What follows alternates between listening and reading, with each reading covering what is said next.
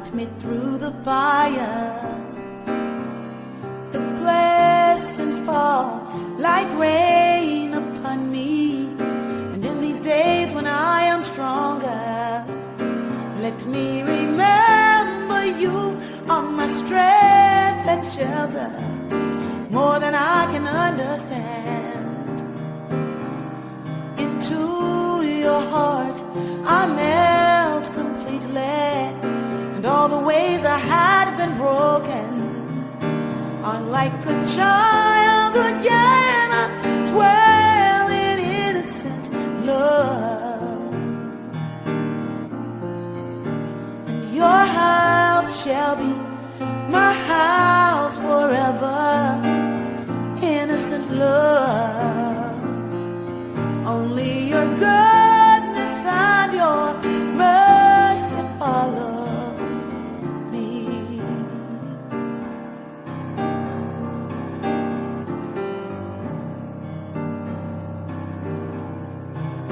One step at a time,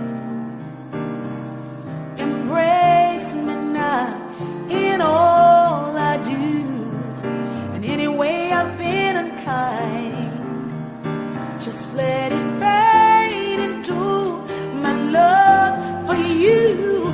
Holy Spirit flowing strong, within your arms I am forever.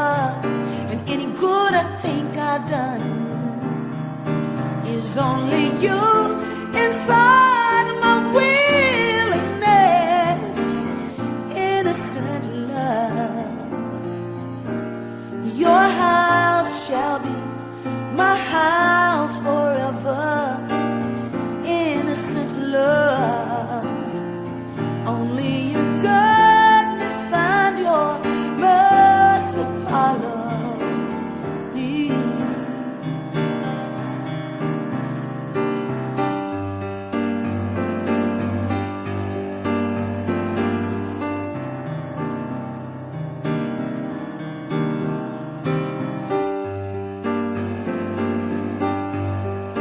When a desire for fortune, fame, or glory takes your soul, it can make you cry.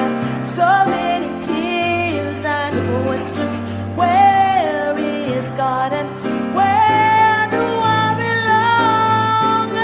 Only God could bring me back to life, and here in God I live to be. God never leaves me, never could. My God is good and always loving me, pulling me through. You pulled me through the fire, and the blessings fall like rain upon me.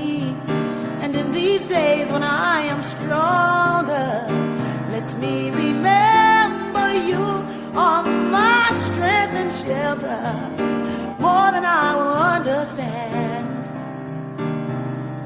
Into your heart I melt completely, and with your hand in my hand, I am like a child again. I dwell in innocent love. Oh, and your house shall be my house forever.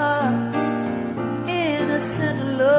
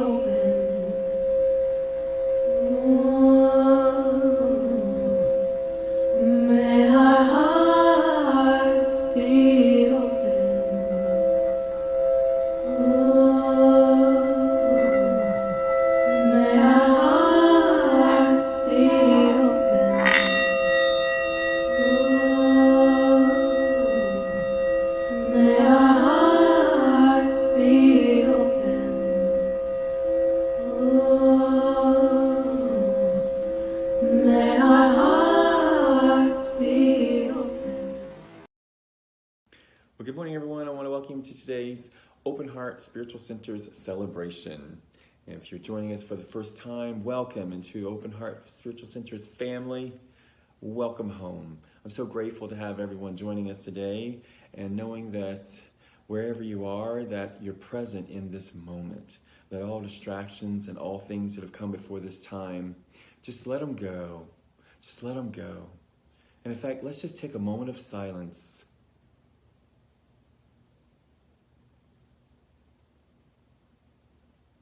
Wonderful. Let it go. Let it go. I know that a lot is going on in our world today, but right here and right now, let's just let all of that go for a moment and be present.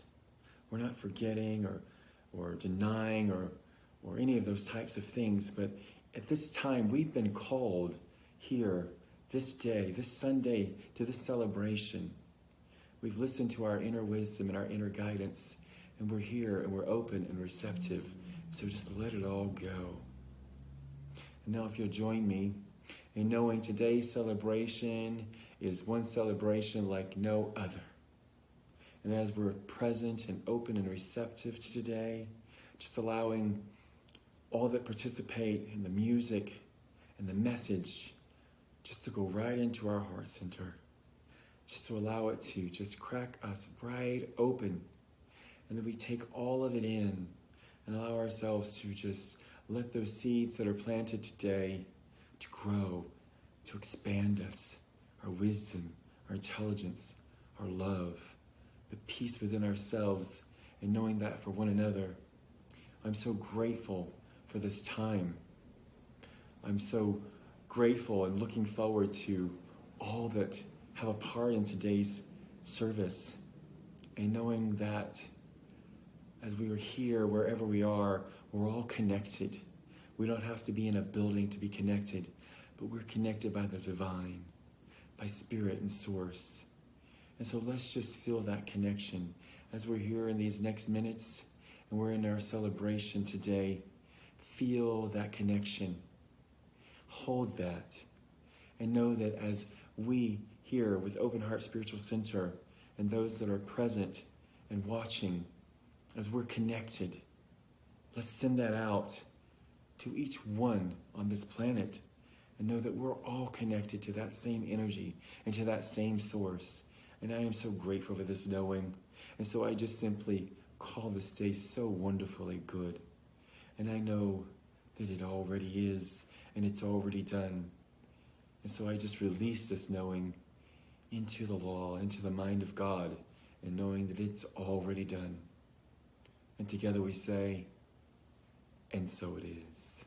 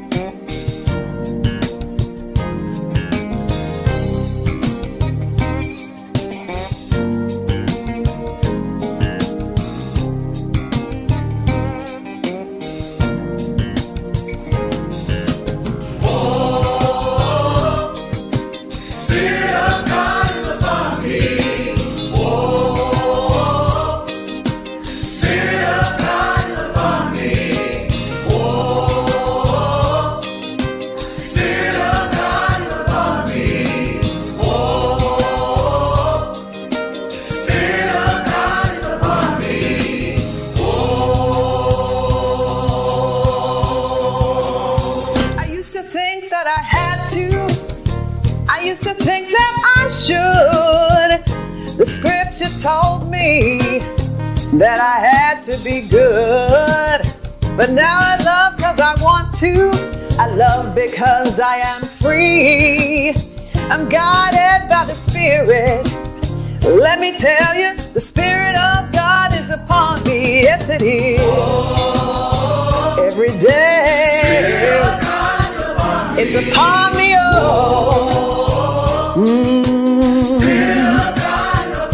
The Spirit of God, it's upon me, upon me, oh. The Spirit of God is upon me, oh. I don't need any pride.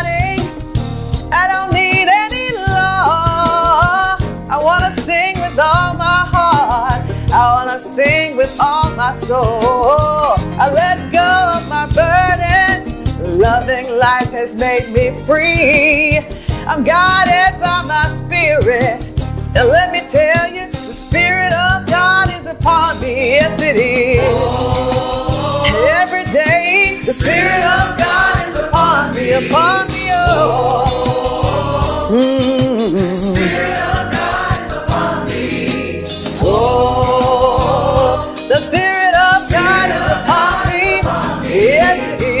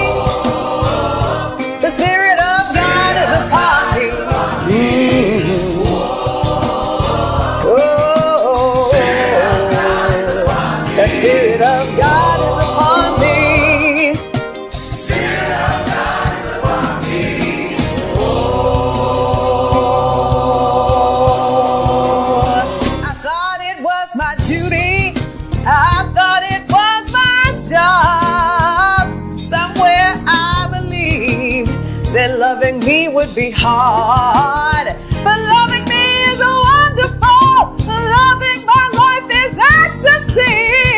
I thank God for my freedom. Yes, I do. The Spirit of God is upon me. Yes, it is. The Spirit of God, it's upon me. Oh. The Spirit of God is upon me. Spirit of God is upon me. It's upon me, oh. Spirit of God is upon me. The Spirit of God is upon me.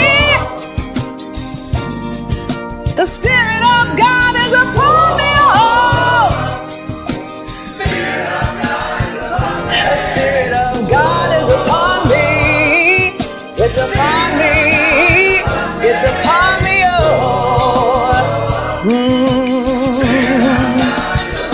Spirit of God is upon me. The Spirit of God is upon me, oh. Spirit of God is upon me. Spirit of God is upon me, oh. It's upon me, oh. It's upon me, oh. It's upon me, oh.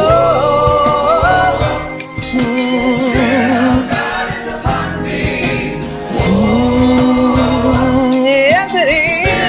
Every day, in every way.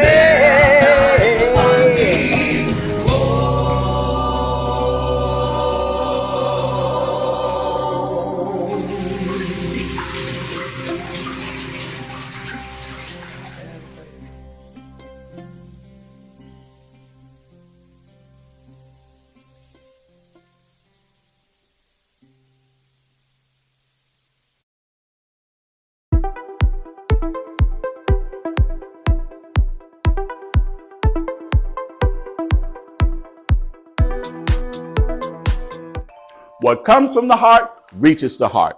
Good morning and welcome to our Heartstream for this Sunday, June the 1st. I'd like to say a happy birthday to my son, Kenneth Barnes. This is his birthday today. I'm so happy and proud for him achieving this milestone, another year around the sun, and a happy birthday to you, son.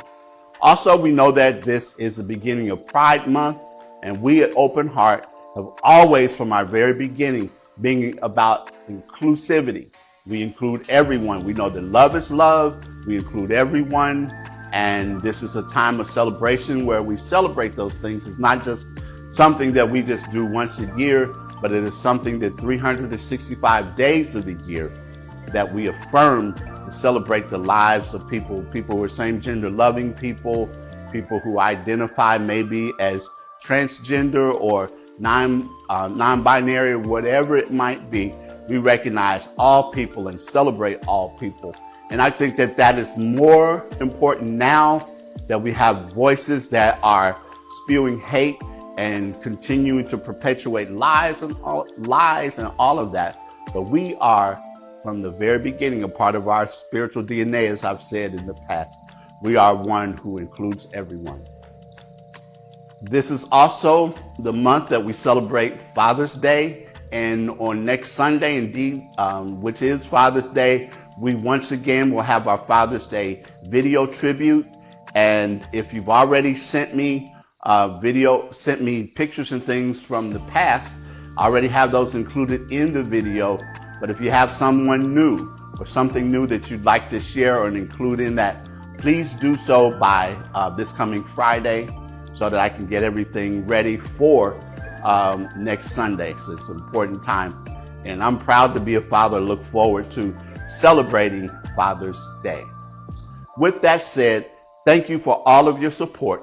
Thank you for the ways that you do continue to get the word out about Open Heart. I see that on YouTube, for example, the number of subscribers that we have has jumped tremendously, and I'm thankful for that. I'd also like to thank you for your contributions and the way that you support us and with gifts and finances and all of that, and please continue to do so. And I greet you. I bless you. I see God in you.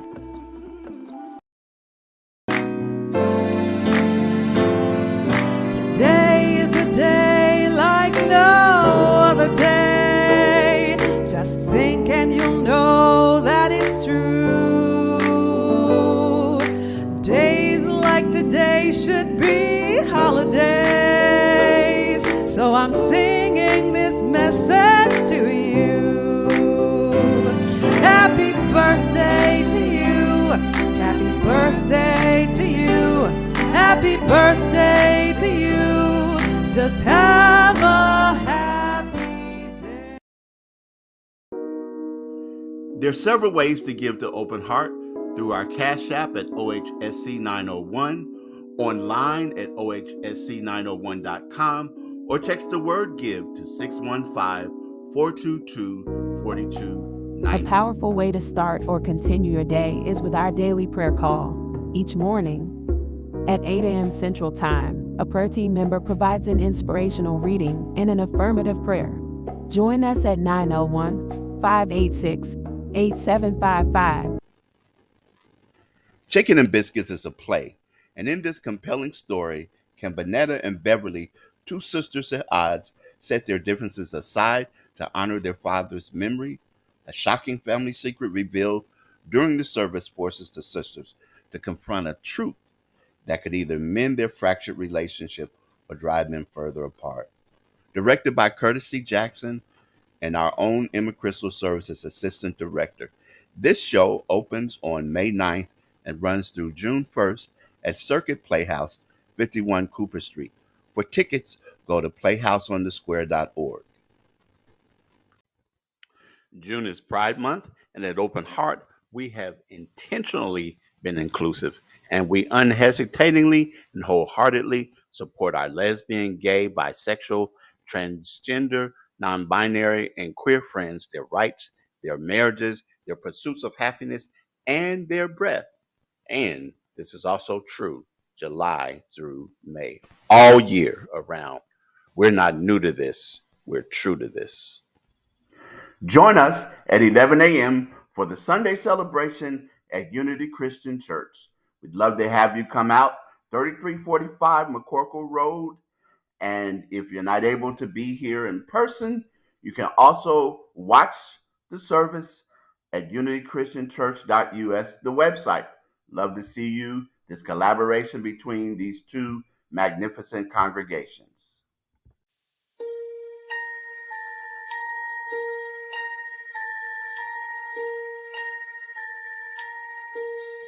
Come with me and you'll be in a world of pure imagination. Take a look and you'll see into your imagination.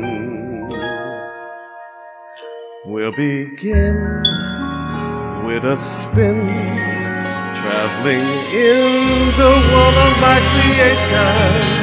What we'll see will defy explanation.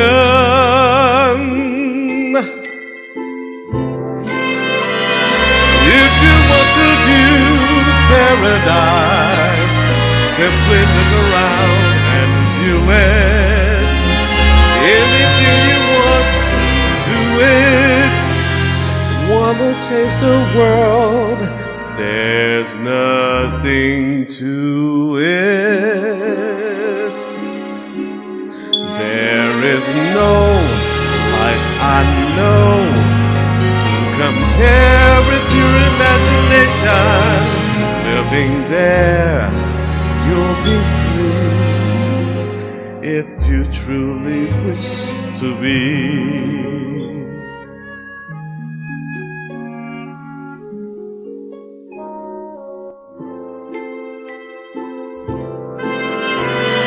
If you want to view paradise, simply look around and view it. Anything you want to do it. Wanna change the world, there's nothing to it. There is no life I know to compare with your imagination. Living there, you'll be free if you truly wish to be.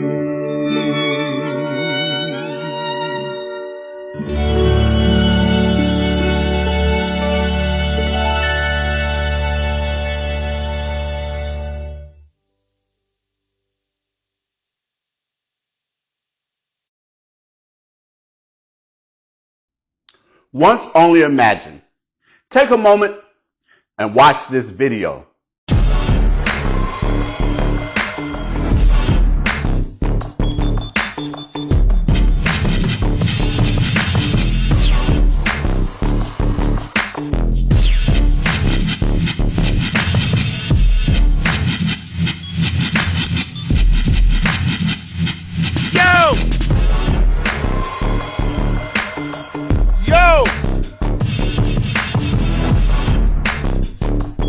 You hear me? Mrs. Edwards!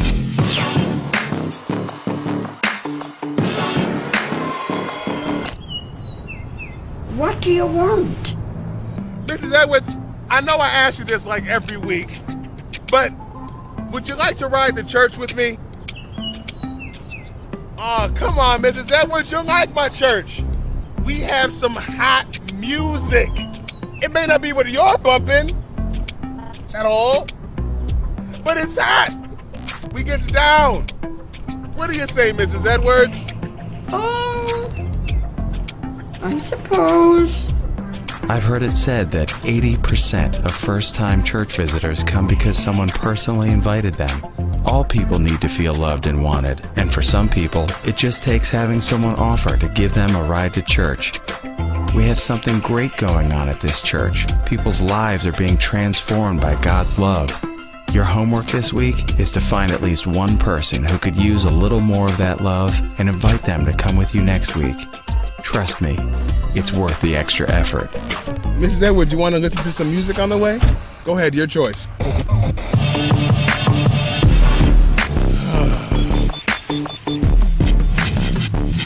Okay, here we are.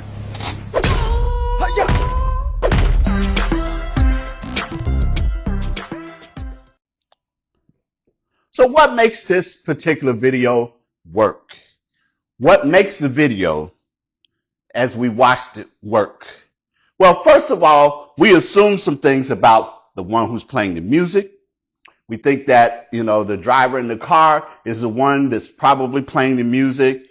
And there's some other things that we see there. We're assuming that the woman, because at first she ignores him, and she probably was annoyed by the music, but we get surprised by the way that things unfold. Because we also assume that as he talked to her about, going with him to church and carrying her to church, now, in that we assume that they have a distance to go, but we actually discover as the video goes on that they were very close to his church. As a matter of fact, she might have been able to walk there by herself or walk there on her own. We have all those things. We have our surprises because we have the idea in our minds, the ideas about certain people. In the same way, we assume things about the world around us. And one of my favorite spiritual teachers, Neville Goddard, likes to talk about how we live in an imaginal world, meaning that we make connections and we make assumptions and that we imagine things in our world. And as we imagine them, we assign meaning to them the way that we did. We provided meaning to the music, meaning to the type of car, meaning to the way that both of them were dressed, meaning about a lot of other things that were tied up in that video. And as we provide meaning to them, that is the world that we create.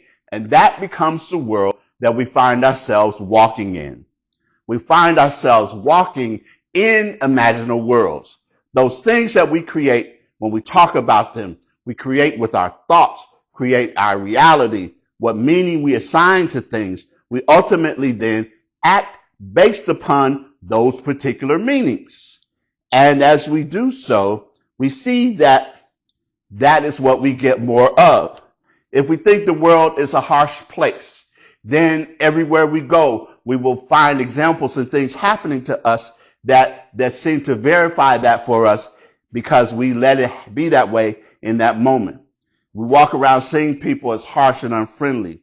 And even when people are trying to do otherwise, we will very often take their actions as just being confirmation that the world is harsh and unfriendly, because we'll interpret that. We'll think that a person has an ulterior motive and they're not trying to do anything to be friendly, but they've got something, there's something in it for them and they're out to get what they can. All of those things that give us the idea that the world is a harsh and mean and unfriendly place in that. And then every now and then, though, we'll get surprised because if we just kind of let our guard down and let things in for a moment, something happens that's unlike what we had originally imagined the world to be. And then we are surprised. We call that sometimes miracles, or we call it something outside of the ordinary. But we get in that place where we're surprised. But again, after we have have moved beyond that and let our guard down, so to speak. But it's because in our minds, we attach meanings to things. And this month, as we learn about divine imagination, we want to really be able to have that imaginal world reflect the kinds of things that we want to have. So we have to be careful about our thoughts. We have to be careful about our intentions. We have to be careful about our conversation and all of the things that are a part of this imaginal world coming into fruition for us, this place and space that is here for us. Our theme this month is the fertile womb of infinite possibilities. And our affirmation, with the power of my God-given imagination, I nurture my inspired idea into a clear vision and purpose. Like a seed planted in rich soil, it is growing in divine timing, blossoming from the fertile womb of infinite possibilities. I see it, I believe it, I welcome it. Amen, ashe, and so it is. And that last part, I welcome it, is important because we don't make things happen, we welcome them. In that way, we make them welcome rather than trying to make them happen. Charles Fillmore wrote, "It is through the imagination that the formless takes form. Humankind and the universe are a series of pictures in the mind of being. God made people in its own image and likeness. People, in their turn, are continually making and sending forth into their minds, their bodies, and the world about them living thought forms embodied and imbued with their whole character. He goes on to say, the idea is first projected into mind substance and afterward formed in consciousness. The mind of humankind sees all things through the thought forms made by the imagination. And as Neville Goddard says, everything around you was once only imagined. And this morning, I'd like for you to know that you're actually overhearing a message that I'm delivering to myself. I very often say to people, I remember I just said it, I think last week, very often when I'm speaking, I'm really speaking or preaching to myself, and people around are just, in the position to overhear that. I remember in seminary, there was a book that we read, and that was a part of the premise of that when it came to preaching, that ultimately that as the preacher engages with the text and engages with the material and engages with the ideas and all of those things, that conversation that he or she has with that the congregation, the people that are the hearers, hear or even eavesdrop, if you will, in some ways, but overhear the conversation that is taking place, the conversation that is going on. And this morning, you're hearing that because I'm reflecting upon and reminding myself of situations and occurrences in my life where I've applied these principles and I've practiced what it is and practice and how because of that I felt joyful about the outcome that came as a result of that. But I'd like to right now share some things that I use to help bring about the desired outcome. And again, it comes from Neville's teachings. And more importantly, it comes from, when I talk about using the imagination, a really important component of that is the whole idea of feel it real. Feel it real. You've heard me talk about this numerous times because it's so vital and so very, very important. So there's some steps that he suggests that we use. And I'd like to share them and then talk about how I use them. And the first is that we begin with the end in mind. If any of you are familiar with the author Stephen Covey's book, The 7 Habits of Highly Effective People, and he was a person who did sort of a survey or an examination of the various self-help and in particular New Thought texts and all of that, and he developed those 7 habits. And the first habit is to begin with the end in mind. That is that we begin with whatever outcome it is that we wish to see happen in our lives. That's where we begin. We come up with what it is that we wish to have, what it is that we experience. For example, if we'd like to have a promotion, we see ourselves in that place. We have that promotion. Maybe we'd like to have a partner in our lives, and so we see that relationship unfolding and that partner with us. Maybe it is that we wish to experience and have vibrant health. So we again see ourselves doing things that would signal that we have vibrant health. But there's something else. And, but whatever it is, we have to be clear about it.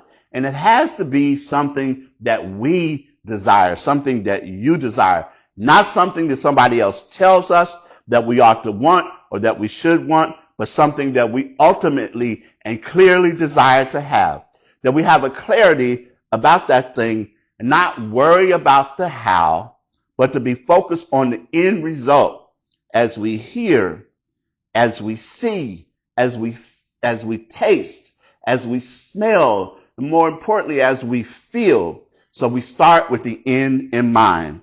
And so that's a part of it. And then we begin working the process.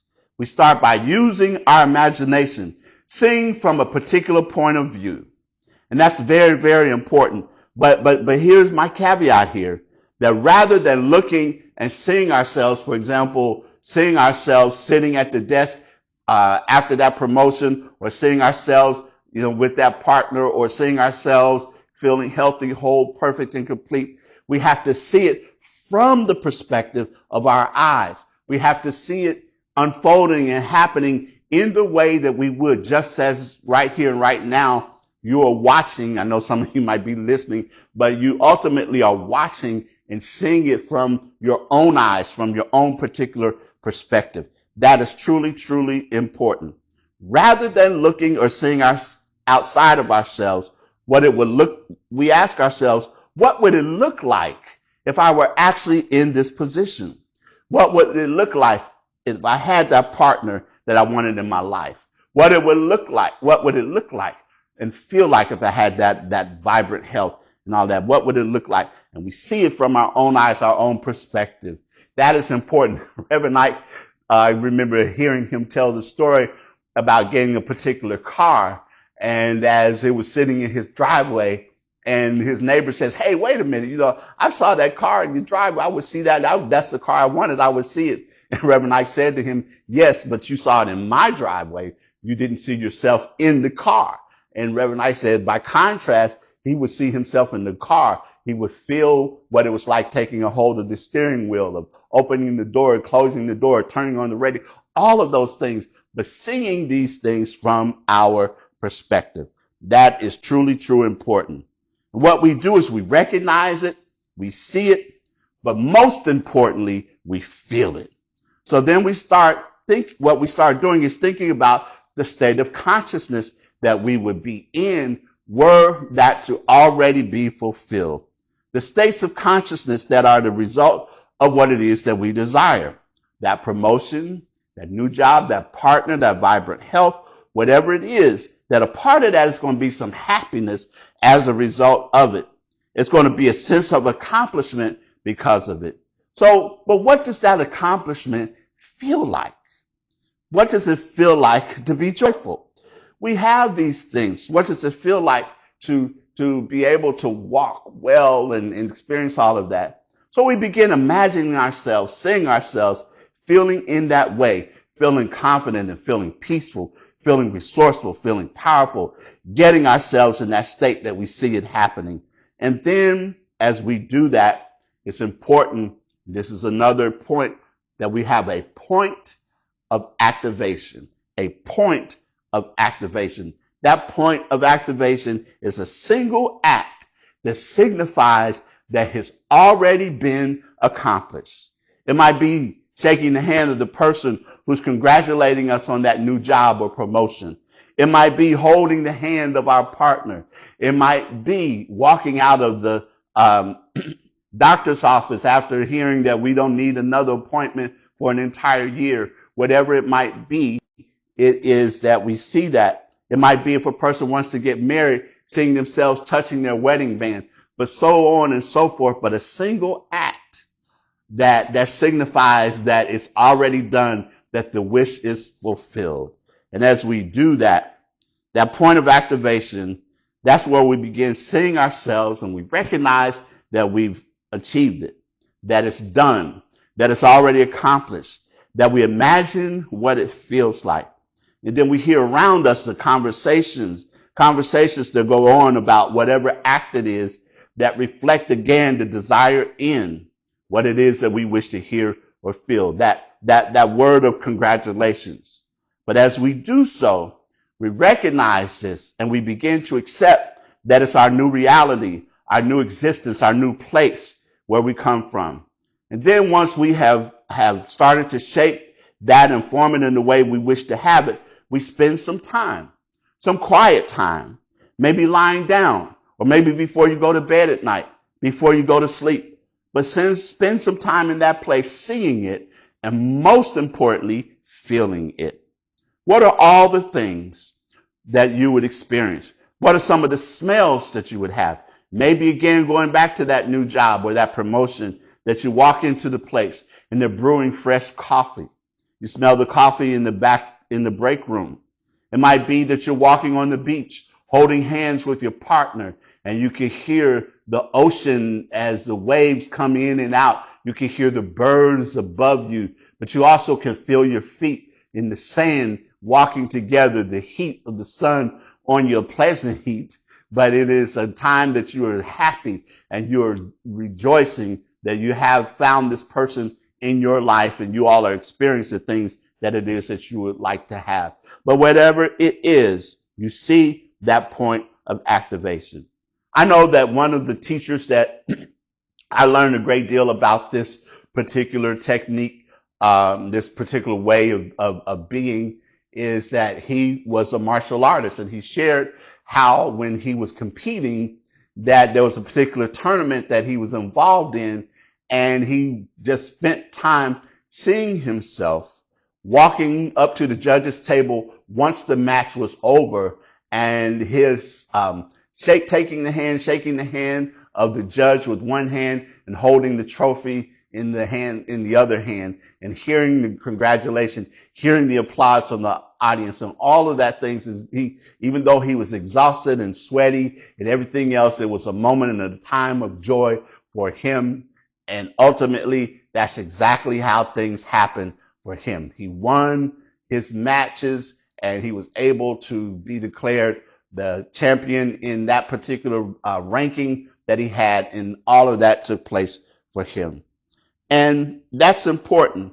And it's important to, again, I'm going to go back to this. Number one, construct an imaginal scene, which would imply the state of the wish fulfilled. The second thing, again, is to include conversations about how successful, how happy, how healthy you are, whatever it might be. And I'm going to throw in something I'm going to take you to an even higher level here by talking about not just a conversation, but two kinds of conversations. The first conversation will be a conversation when you aren't even around, but people are describing and talking about how successful you are, how happy you look, talking about all the positive things about you and how it is that you have accomplished those things. The second type of conversation you would imagine yourself having is that you were engaged in conversation with those people, and you are describing your victories. You're describing the way that things came about for you. You are describing in those moments that I can think about a person who would imagine themselves being interviewed and sharing all of the ways in which, they did have challenges, but how they overcame those challenges, how they stuck to their course and remained focused on their course, and what happened as a result. But as we do these things and we hear these things happening for us, describing these things, that how they happen. But this, I want to say, is not just theoretical, but it's also practical. That is a part of what our teaching is all about, how to be practical in our approach to things. And I go back to, I was mentioning that what got me started thinking about all of this was a particular situation where I was called upon to coordinate a major event, and about what happened with that, because it was a big deal. And I knew that there was a lot on the line. There was a lot on the line for me. There was a lot on the line for the organization that had hired me to do this particular event. There was a lot that ultimately indeed was on the line, and I wanted to be successful.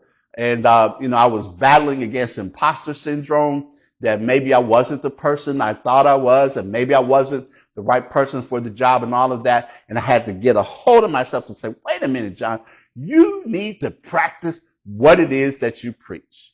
So I began seeing in my mind's eye, in my imagination, that particular event unfolding and the things that were taking place. I saw myself in that room, looking through my eyes into that room and seeing the setup of the room. I saw people in the room who were engaged in the activities and listening to the various speakers that we had for the day. I knew that we were going to have coffee and pastries in the morning, and I was, again, I was imagining smelling that coffee and smelling the fruit and smelling and tasting the pastries that were part of that. I love pastries, but seeing myself with that and seeing that happening and seeing that unfold. I also imagined that at the end of the event, that the person that had hired me coming up to me, telling me what a great and wonderful event it was, how it had accomplished the goals that they had set out, and shaking my hand and congratulating me. I saw all of that. And then, this is important, I didn't just see that one time, but for several weeks leading up to that event, I spent time before I went to bed at night replaying that scene in my mind, helping to refine that scene and seeing things happen. I spent time with that. On the morning of the event, I got up early. Again, I replayed the scenes in my mind. And then the day came. It was there. And as I went to the event and the event started happening, things started unfolding. There were a few bumps along the way, but that's okay. Because by that time, I was determined and I had the intention and the intent that it was going to be successful. It was going to happen successfully. And sure enough, the event was scheduled to end at 3 p.m. 3 p.m. rolled around, and at 3 p.m., there were people coming up to me, congratulating me for a job well done, a well done event. Some people telling me it was the best that they had experienced so far and all of that. And then the person who had hired me coming up, shaking my hand, congratulating me and thanking me for the work and the effort that I put into it.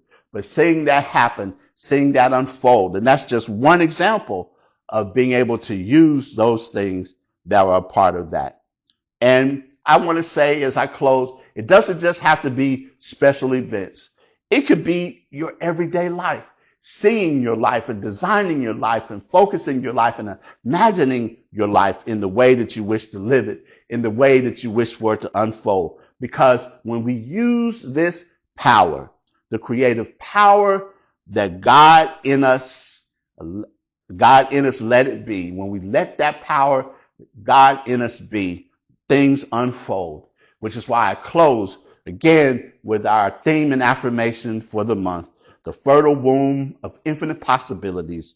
With the power of my God-given imagination, I nurture my inspired idea into a clear vision and purpose. Like a seed planted in rich soil, it is growing in divine timing, blossoming from the fertile womb of infinite possibilities. I see it, I believe it, I welcome it. Amen. Ashe. And so it is.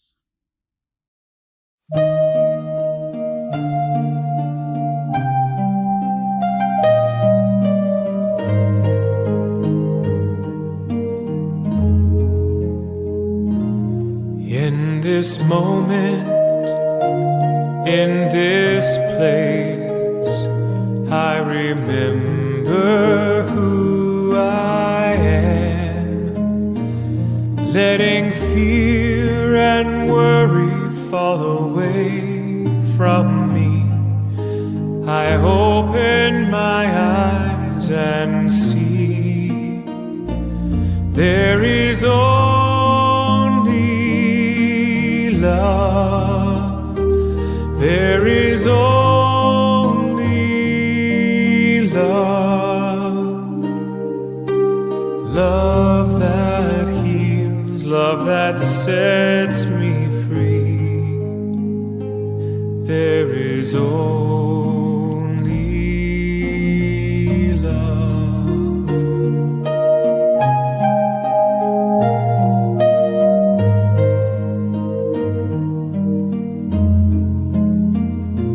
When I lose myself,